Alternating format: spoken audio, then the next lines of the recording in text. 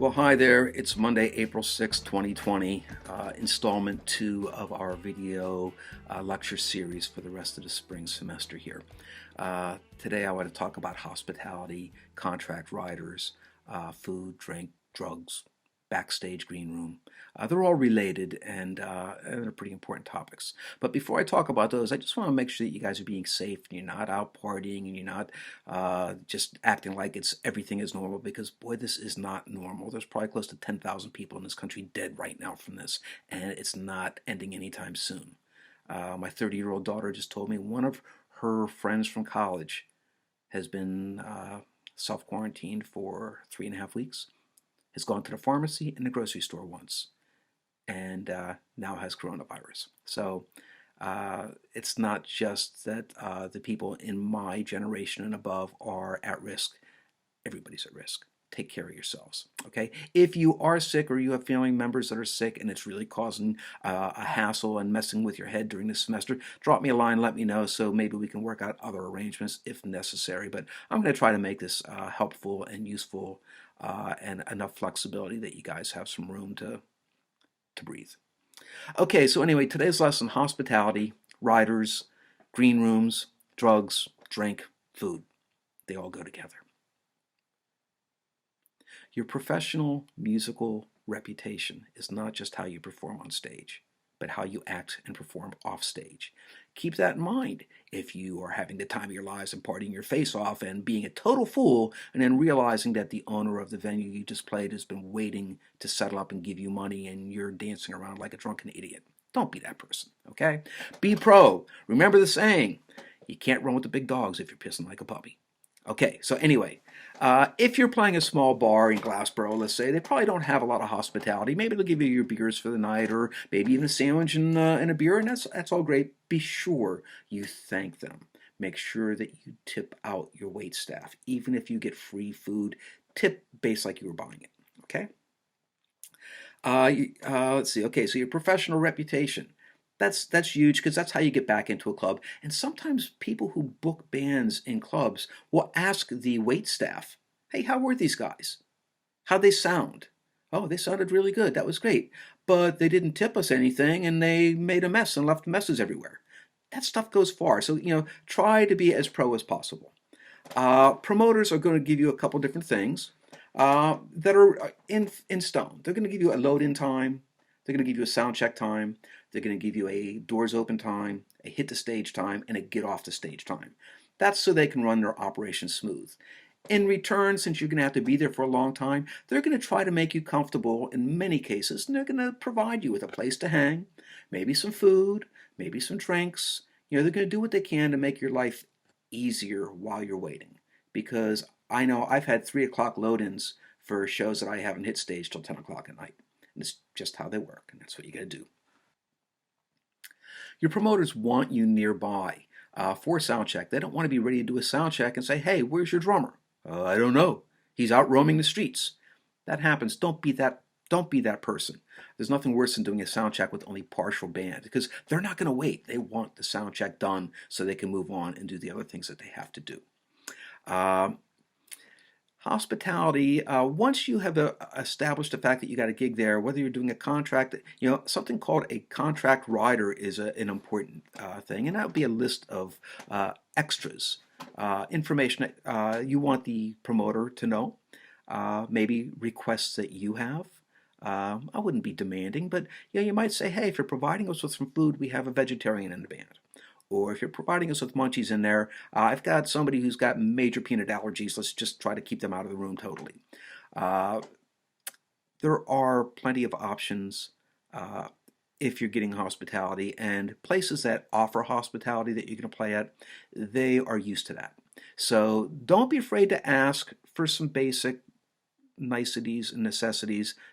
Don't be crazy, though. Okay, so anyway, if you are not the only act on the bill and you're sharing your hospitality, your food and drinks with another act or another band, share. Whoever's doing sound check first or playing first, it's nice when you finish, you come back and there's still food left. You know, the last thing in the world you want to do is come off the stage, you just played a great gig, and you're going back to have some food and drinks, and the other band has wiped out the hospitality table. That's not cool. And you know something? That word gets around as well. So be nice, share. If they're providing you with alcohol, it doesn't mean free booze, let's drink all we want. No, it's like you have something to take the edge off. That's fine. But, you know, don't be crazy about this stuff. Let's see, what else do we need to talk about? Let's see, some venues might not offer you booze backstage, but they might say we're going to give you drink tickets, and you can get so many drinks in a bar. In a case like that, before the show starts, go to the bar, meet the bartenders, introduce yourself, let them know who you are, order a drink, and tip them well. That way, when you come by for a drink later on, they know who you are. You know, they take kindly to that. So that's something you need to make sure you take care of.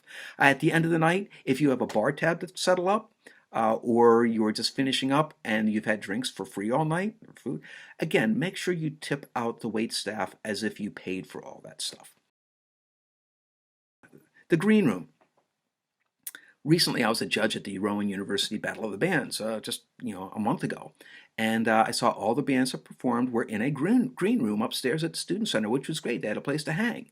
They were all together, which makes it tough for anybody to do a little quick rehearsal beforehand, but at least they had a space, and part of the reason I having that space was so the bands could hang and be near, but also so the person running the event knew where the bands were when they needed them.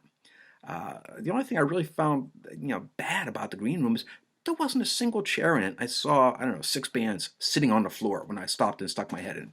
So, you got to make the best of the deal that you're in. Green rooms are going to vary depending on the venue you're at. Some are going to be classy places.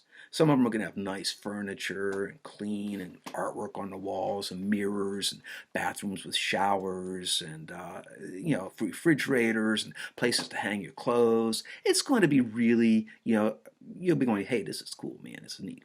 Some places are going to have green rooms that are, how can I put it? Similar to skanky crack houses. Furniture you won't sit on, smells, bugs. It does happen, and if you find yourself on one of those, just kind of decide how intimate you want to be with the room you're in. Again, remember that part of that is so the promoter knows where you are.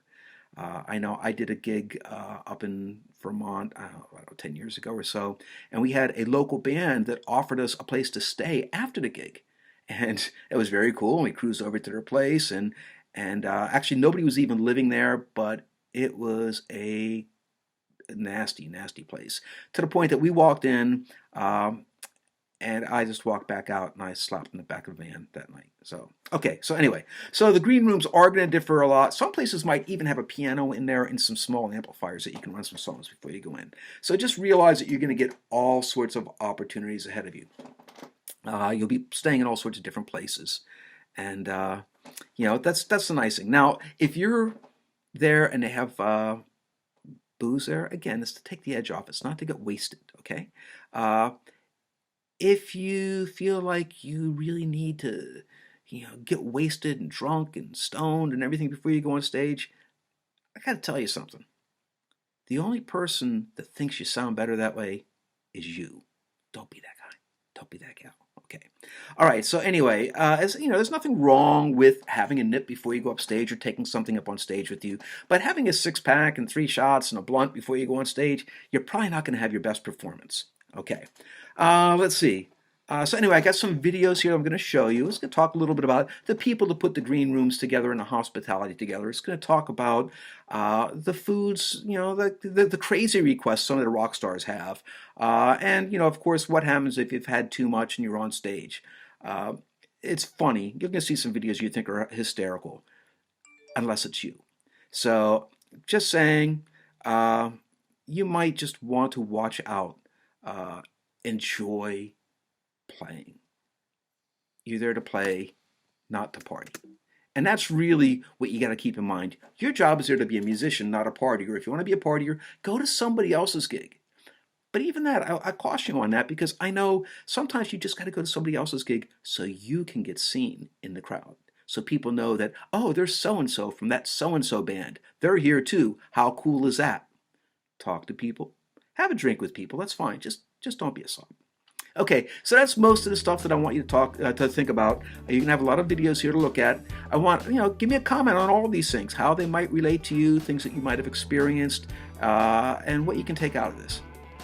Again, these email responses will be due 11:59 p.m. next Sunday evening. So stay tuned, check out the next list of videos, and I hope you guys stay well, and I'll see you soon.